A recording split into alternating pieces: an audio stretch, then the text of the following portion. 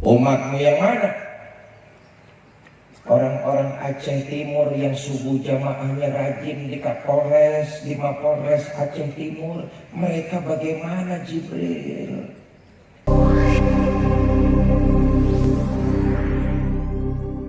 Yang akan disampaikan oleh guru kita Kiai Haji Fikri Haikal Zainuddin Andet dari Jakarta. Kepada guru kita persilakan dengan segala hormat.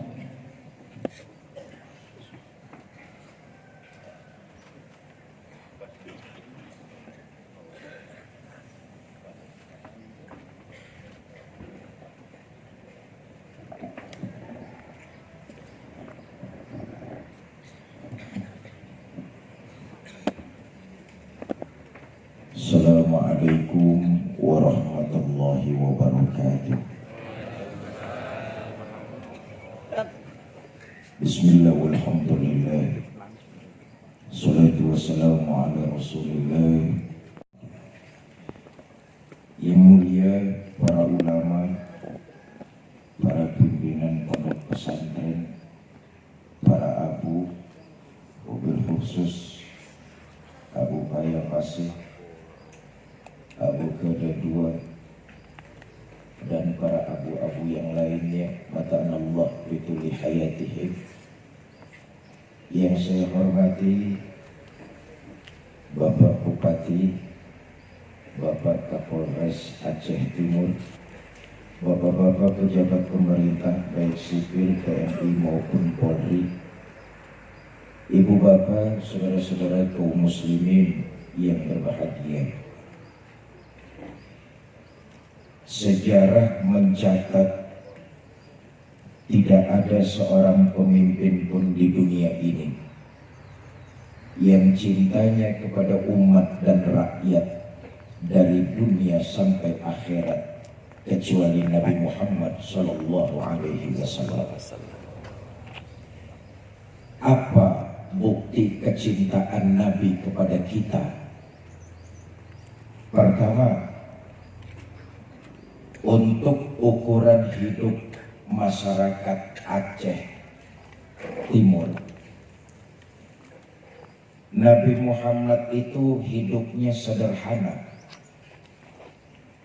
rumahnya kecil, tidurnya di atas pelepah daun korma, kadang-kadang sampai berbekas di pipinya yang mulia. Ya Allah, Sayyidul Mursalin, Khatamun Nabiyyin, penghulu para nabi dan rasul, tidur geletak beralaskan daun korma, berbekas di pipinya yang mulia. Sarapan paginya seteguk air zam-zam, sepotong roti, kadang-kadang 1-2 butir korma. Dalam hidup yang sederhana, Allah pernah menawarkan, wala sawfa yu'tika rabbuka fatarda. Muhammad, apa saja yang kau minta akan aku penuhi, asal bisa membuat hati kamu senang. Mau apa Muhammad? Ngomong saja. Kamu mau harta yang banyak? Ngomong. Atau mungkin jabatan yang tinggi? Ngomong. Atau mungkin pangkatmu maumu yang luas? Ngomong. Mau apa Muhammad? Harta, jabatan, pangkat aku berikan kepadamu, asal bisa membuat hati kamu puas. Mendapat tawaran macam ini dari Allah, apa jawab baginda kita Nabi besar Muhammad Sallallahu Alaihi Wasallam? Izan ya Rabb, la arda wa wahidun min ummati finnar. Ya Allah, apalah artinya harta, pangkat dan jabatan? Itu semua tidak mampu membuat hati saya senang selama masih ada satu saja umat saya yang masuk ke neraka. Harta, pangkat dan jabatan tidak mampu membuat hati saya senang selama masih ada satu saja umat saya yang tergelincir dalam neraka. Walhasil Nabi lebih memilih hidup sederhana karena mementingkan umat dan rakyat. Satu. Yang kedua, cintanya Nabi kepada kita zahir batin tidak perlu kita ragukan lagi. Pada tanggal 12 Rabiul Awal hari Senin, hari dan tanggalnya sama ketika Nabi dilahirkan ke alam dunia.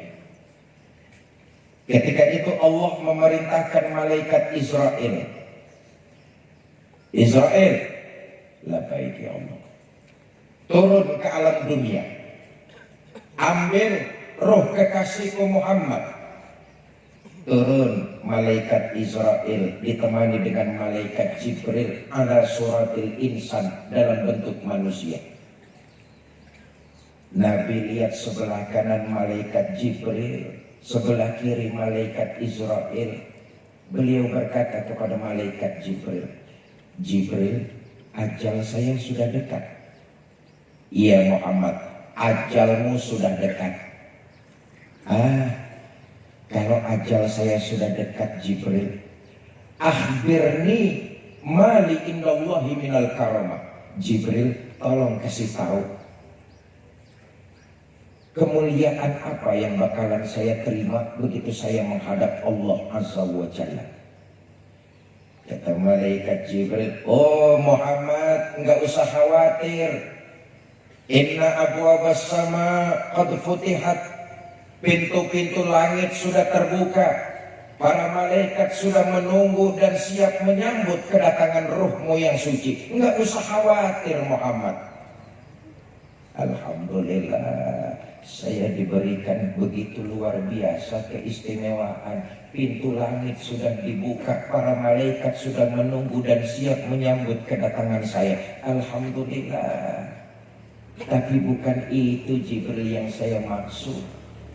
Iyalah, pintu langit sudah terbuka, para malaikat sudah menanti. Alhamdulillah. Tapi bukan itu yang saya tanyakan. Umat saya bagaimana Jibril? Umat saya. Umatmu yang mana? Orang-orang Aceh Timur yang subuh jamaahnya rajin di Kapolres, di Mapolres Aceh Timur. Mereka bagaimana Jibril? Alhamdulillah, kita yang ditanya. Umat saya di Aceh Timur subuh jamaah di Mapolres itu mereka bagaimana Jibril?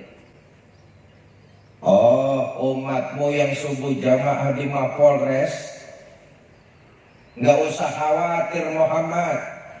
Mereka sudah mendapat jaminan dari Allah. Amin. Kita yang hadir ini sudah mendapat jaminan dari Allah. Dalam hadis qudsi Allah menyatakan, "Inni haramtul jannata ala sairil umam hatta tadkhulaha ummatuka." Surga diharamkan dimasuki umat-umat lain sebelum umatmu Muhammad masuk lebih dulu ke dalamnya. Alhamdulillah. Saudara, inilah keuntungannya kita. Diberikan kita Nabi yang sangat istimewa, Nabi besar Muhammad Sallallahu Alaihi Wasallam. Kita walaupun umatnya paling akhir, tapi di akhirat kita juga diberikan keistimewaan karena jadi umat Nabi Muhammad. Di akhirat nanti kita dibangkitkan lebih dulu, dihisab lebih dulu, lewat Shiratal Mustaqim lebih dulu, masuk sorga lebih dulu, kalau toh mampir ke neraka juga lebih. Ya jangan mau enak sendiri. Jibril, kalau memang Allah sudah memberikan jaminan kepada umat saya ikhlas, saya lega. Ayo Israel, cabut roh saya. mulai dilakukan proses pencabutan ruh. Naik ruh itu ke lutut, dari lutut ke pusat, dari pusat ke dada, dari dada ke tenggorokan. Ketika ajal baginda Nabi sudah sampai tenggorokan, sebelum ruh keluar dari jasad, 3 kalimat yang terekam dari bibir mulia baginda Nabi. As-salat, as-salat, an-nisa, ittaqun nisa, ummati, ummati. As-salat, as-salat, salat, dirikan salat, salat, tegakkan salat, salat, nilai-nilai salat terjemahkan dalam kehidupan bermasyarakat. Bapak Ibu saudara-saudara kaum muslimin yang saya muliakan, seorang muslim yang mengerjakan salat dengan baik dan benar, maka akan membentuk kepribadian dalam dirinya. Sayang beribu sayang. Selama ini banyak di antara kita yang dalam mengerjakan ibadah hanya terjebak menggugurkan kewajiban. Sejauh mana ibadah membentuk kepribadian, kita malas koreksi, kita malas introspeksi. Akibatnya mengerjakan ibadah hanya sekedar menggugurkan kewajiban. Makanya saudara jangan heran kalau ada orang melihat orang sholatnya rajin, maksiatnya tekun, sedekahnya mau, korupsinya lebih besar dari yang disedekahkan. Sholat yang dilakukan dengan baik dan benar membentuk kepribadian. Paling tidak satu saja yang ingin saya sampaikan filsafat dalam sholat. Saudara, sholat yang dilakukan mampu membentuk kepribadian. Setiap muslim punya sifat tawadhu, rendah hati, tidak melonjak menjadi manusia yang angkuh dan sombong. Ayo kita lihat. Tadi kita sholat subuh berjamaah. Saudara, anggota badan kita yang paling tinggi dan mulia adalah kepala. Kepala kita ini mahal. Tiap tahun kita bayar fitrah. Coba tengok, anggota badan kita yang paling tinggi, mulia dan mahal, begitu sujud menghadap Allah, adanya sama persis dengan anggota badan kita yang paling bawah, yaitu telapak kaki. Muslim yang mendirikan sholat dengan baik dan benar, dia akan merenungi bahwa hidup ini tidak perlu ada yang disombongkan. Kenapa? Yang tadi disampaikan oleh Pak Bupati, semua kita pasti bakalan mati. Tidak ada yang perlu kita sombongkan dalam hidup ini. Sombong karena harta enggak pantas.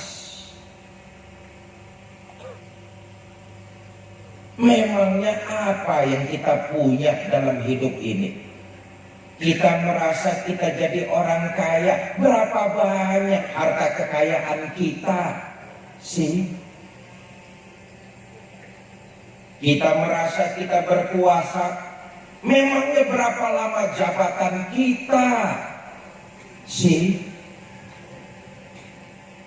Kita ngerasa kita alim, cendekiawan. Memangnya berapa banyak yang kita tahu dari jagat alam semesta sih? Orang yang mengerjakan sholat dengan baik dan benar membentuk kepribadian, punya sifat tawadhu, tidak melonjak menjadi manusia yang angkuh dan sombong. Maka pantas di akhir hayat baginda Nabi menekankan as-sholat, as-sholat. Yang kedua, an-nisa, ittaqun nisa. Wanita, lindungi, muliakan, hormati kaum wanita. Ayo kita lihat sejarah. Bu.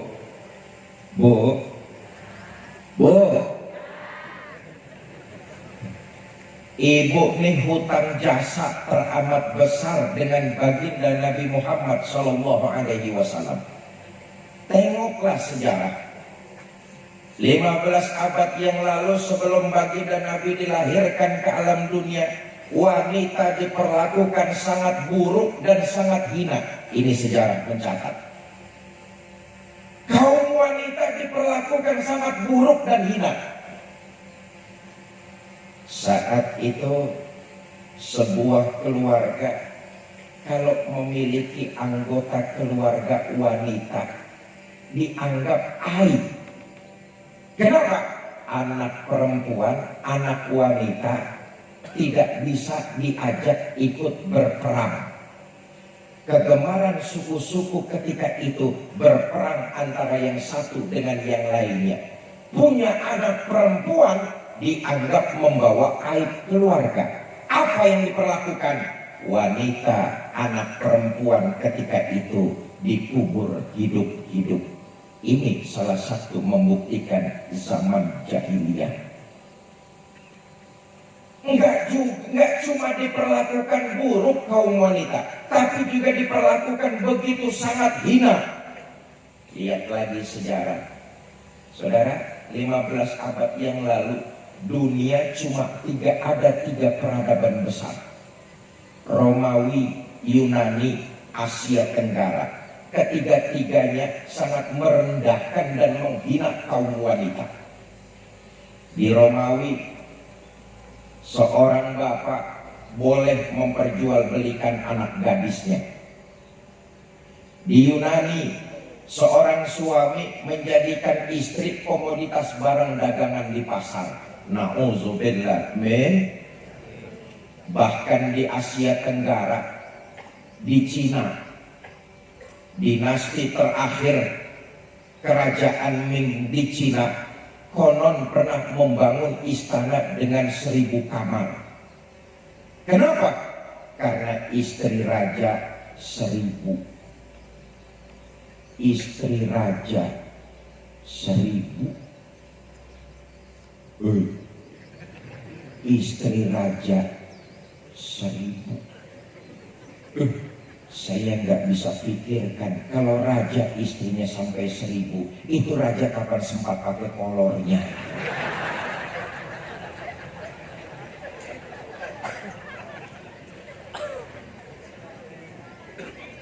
Lahir junjungan kita baginda Nabi besar Muhammad Sallallahu Alaihi Wasallam, diangkat harkat martabat kaum wanita. Bahkan dalam satu kesempatan Nabi pernah mengatakan, An-nisa imadul bilad, wanita tiang negara. Jikalau baik wanita, baik negara. Jikalau rusak wanita, hancur negara. Saudara, mana mungkin sebuah bangunan kokoh tegak berdiri tanpa ada tiang penyangga di dalamnya? Cuma sayang, sekarang ini setelah wanita diangkat posisinya begitu tinggi dengan agama Islam, berdalih hak asasi manusia, wanita minta disejajarkan dengan kaum pria. Emansipasi. Iyalah kalau yang positif, ayo kita maju sama-sama. Laki-laki menuntut ilmu, wanita menuntut ilmu pula. Ayo kita sama-sama. Laki-laki beribadah, wanita pun beribadah. Ayo kita sama-sama. Tapi ada hal-hal yang wanita tidak boleh melewati kodrat kewanitaannya.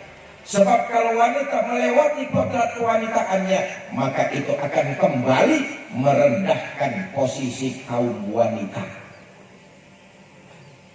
Laki-laki main bola, wanita ikut pula main bola. Kalau wanita main bola, saya yakin penontonnya bukan nonton bola. Wallahu a'lam, nonton apa pula saya nggak tahu. Bapak Ibu saudara-saudara kaum muslimin yang saya muliakan, karena itu cintanya baginda Nabi kepada kita umat dan rakyat jangan pernah kita ragukan lagi. Masalahnya adalah selama ini kita umat Islam baru sekedar pandai mengaku umat baginda Nabi. Saudara, yang namanya mengaku boleh mudah dan murah. Siapapun bisa mengaku. Ini pekerjaan yang mudah dan murah. Bu, saya tanya, ibu kenal sama Jokowi? Ngaku. Jokowi kenal sama ibu? Kasihan deh. Tuh ngaku. Selama ini kita baru pandai mengaku sebagai umat baginda Nabi. Pekerjaan ini mudah, siapapun boleh. Persoalannya di akhirat nanti kita diakui atau tidak, itu persoalan utama. Kalau mau diaku sebagai pengikut Nabi, Allah sendiri yang langsung memberikan ciri-ciri. Muhammadur Rasulullah. Nabi Muhammad itu utusan Allah. Nabi Muhammad itu pesuruh Allah. Nabi Muhammad itu bukan dewa, bukan pula setengah manusia setengah dewa. Muhammad itu utusan Allah. Walladzina ma'ahum, dan orang-orang yang mengaku cinta kepada baginda Nabi punya ciri. Apa cirinya? Pertama, asyidda'u 'alal kuffar, tegas kepada orang-orang kafir. Saudara, tafsir dari tegas di sini bukan berarti main pelotot-pelototan atau berkaca pinggang, apalagi sampai nantangin perang. Bukan. Islam, agama yang dibawa dan diajarkan baginda Nabi Muhammad SAW adalah agama yang sangat toleransi. Nabi tidak mengajarkan untuk mencari musuh. Islam agama yang damai. Asyidda'u 'alal kuffar di sini tegas kepada orang kafir, artinya kita umat Islam punya prinsip bahwa agama yang paling benar di sisi Allah cuma agama Islam. Ini prinsip. Soal muamalah, ayo kita berinteraksi dengan orang lain agama. Menjaga keamanan kampung, mari dengan orang lain agama. Membangun jalan, prasarana, ayo dengan orang lain agama. Tapi soal tauhid, soal akidah, prinsipnya tegas. Agama yang paling benar di sisi Allah cuma agama Islam. Inna dina indallahil Islam. Awas, jangan dicampur-campur. Maaf, sekarang ini lagi musimnya campur-campur nih. Iya, kalau es campur enak. Tapi kalau agama dicampur-campur, bagaimana rasanya? Ada orang ditanya, "Bang, abang yang benar agamanya apa sih bang?" "Ah, saya mah bagaimana musimnya saja." Awas, orang kayak begini ini Allah sudah memperingatkan, wala talbisul haqqa bil batil, jangan kau campur antara yang hak dengan yang batil. Tauhid dicampur dengan kemusyrikan, kayak air dicampur sama minyak, nggak akan ketemu. Amsil gampangnya begini saudara, kalau ada botol sepenuhnya diisi air putih, itu ketahuan kita manusia bisa minum. Kalau ada botol sepenuhnya diisi minyak, itu juga jelas motor bisa minum. Tapi kalau ada botol separuh diisi air putih, separuh diisi minyak, urusannya kacau. manusia minum mabok, motor minum mogok. Dijual juga nggak laku. Kenapa? Barang oplosan, campur-campur. Awas, hati-hati nih. Sekarang ini lagi musimnya paham campur-campur. Ada yang ngaku titisan Imam Mahdi, ada yang ngaku beragama Islam tapi meyakini ada nabi lain setelah Nabi Muhammad. Awas, hati-hati.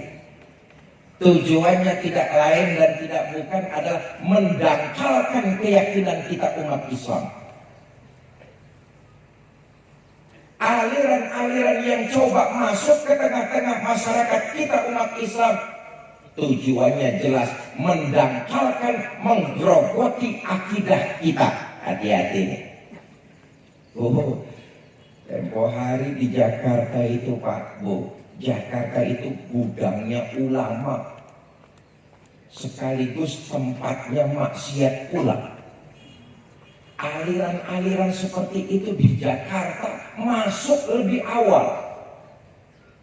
Makanya mudah-mudahan di Aceh Timur nih aliran-aliran keblinger seperti itu bisa terfilter supaya akidah umat Islam tetap terjaga. Di Jakarta beberapa tahun lalu ada seorang wanita namanya Lia Eden bikin alirannya Salamullah. Awas, hati-hati. Namanya menggunakan nama Islam tapi tujuannya menggerogoti keyakinan umat Islam. Ini hati-hati. Di Jakarta itu namanya Lia Eden, alirannya Salamullah. Awalnya mengaku sebagai nabi, kemudian dari nabi melonjak ngaku jadi malaikat Jibril. Alirannya Salamullah ngaku sebagai nabi, meningkat pengakuannya jadi malaikat Jibril. Karena dianggap meresahkan, ditangkap sama polisi, dipenjara, hukumannya 2 tahun lebih. Masya Allah, polisi kita hebat.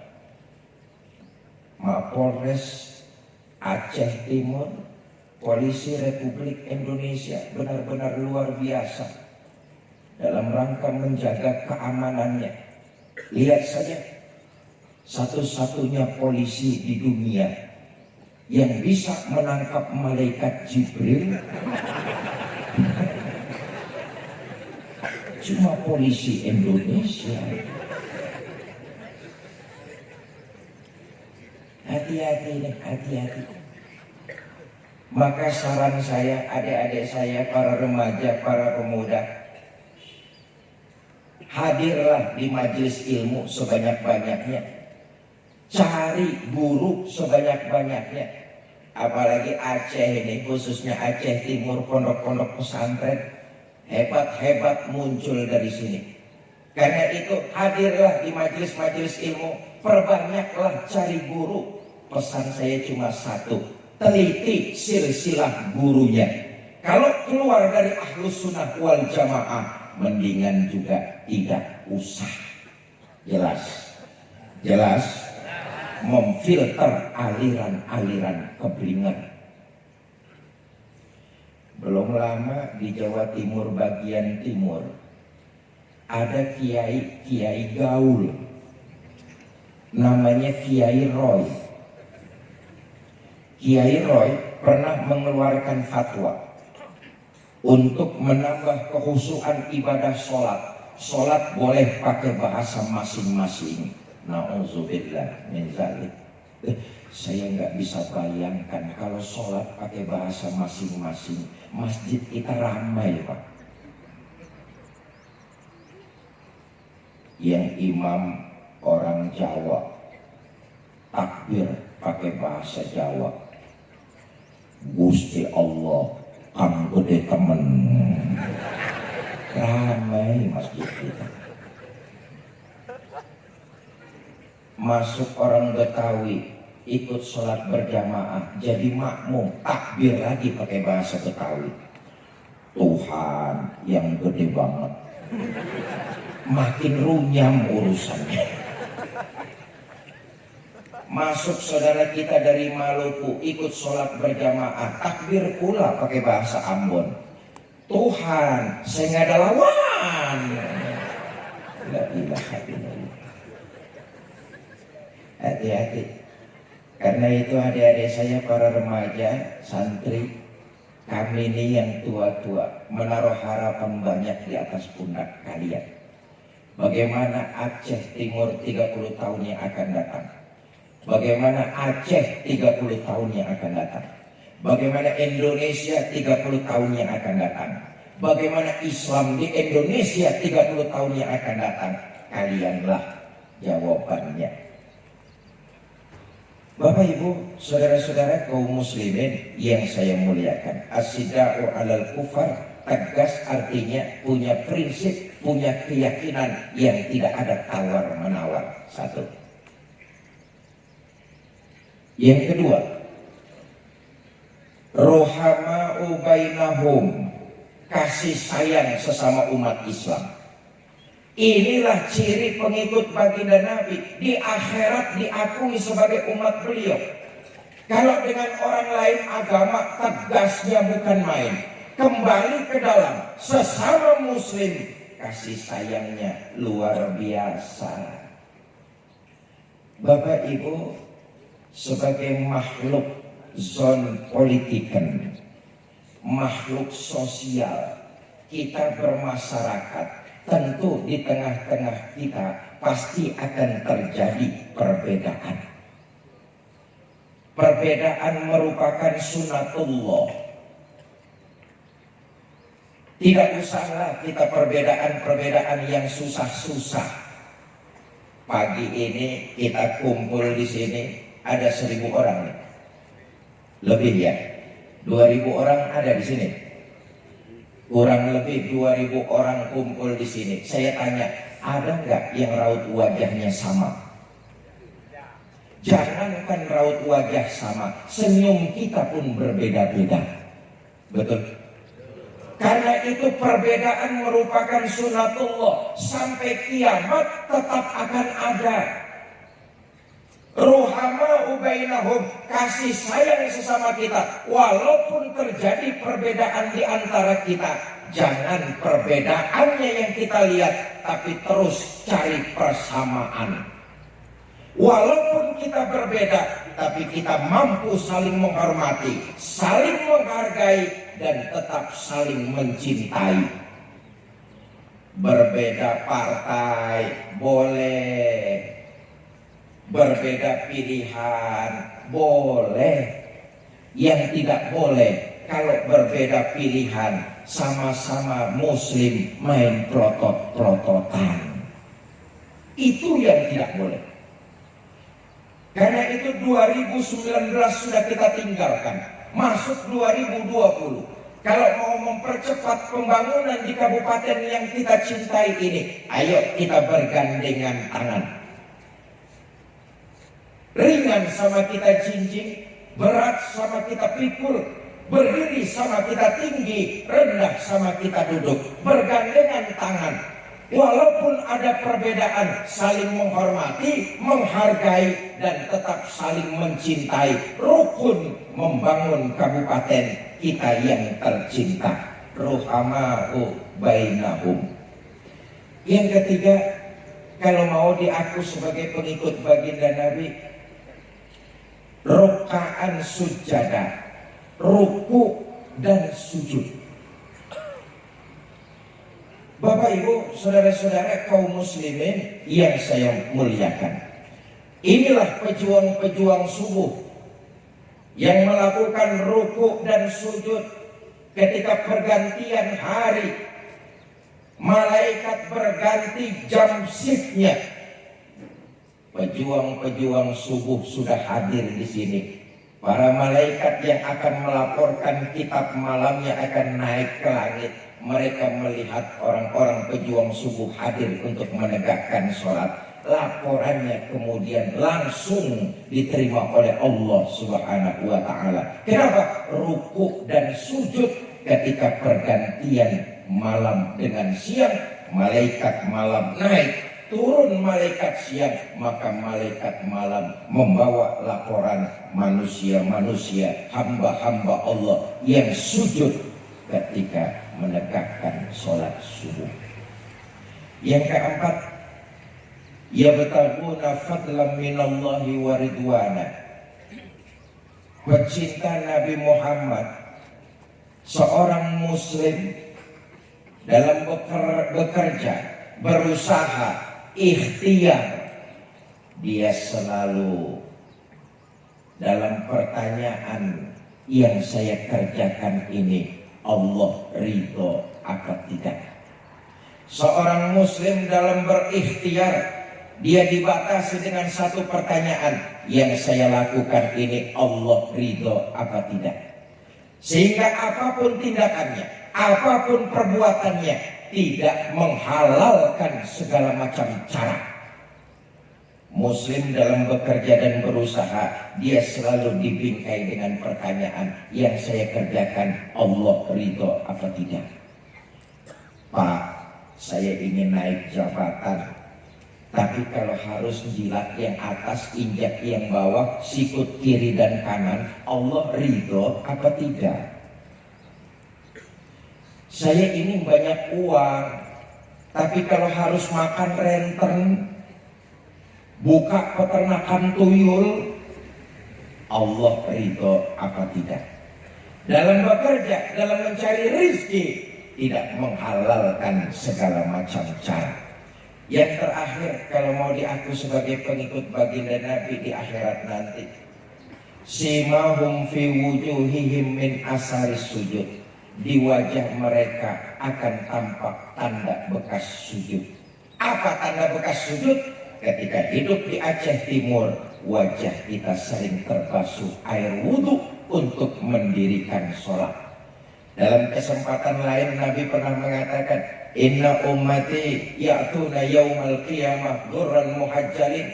Nanti di akhirat umatku akan datang dengan wajah yang berseri-seri. Kenapa? Lantaran hidup di alam dunia, wajahnya sering terbasuh air wudhu untuk mendirikan sholat. Mudah-mudahan kehadiran kita di sini sebagai saksi kita cinta kepada baginda Nabi, dan di akhirat nanti seluruh kita mendapat syafaat dari Nabi Muhammad sallallahu alaihi wasallam. Ini saja yang dapat saya sampaikan. Mudah-mudahan ada manfaat. Lebih kurang saya mohon maaf. Wallahul muwaffiq ila aqwamit thoriq. Assalamualaikum warahmatullahi wabarakatuh. Terima kasih banyak kita ucapkan kepada guru kita yang sudah menyampaikan pengajian juga dosis harapan kita bersama.